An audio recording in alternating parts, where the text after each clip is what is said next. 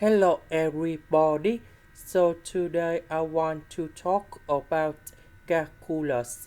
The topic today is about differential equations.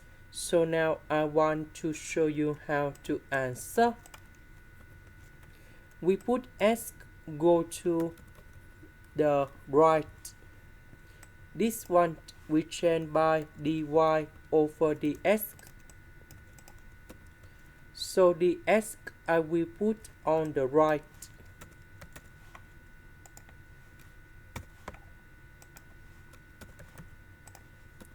Next, we need to put the integration for the both sides.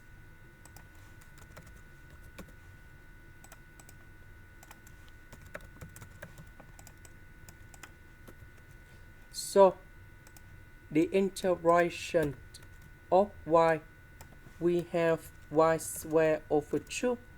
Number 1, that is about s. This one, we have s squared over 2, and I will put about c. This is the end. Thank you for watching.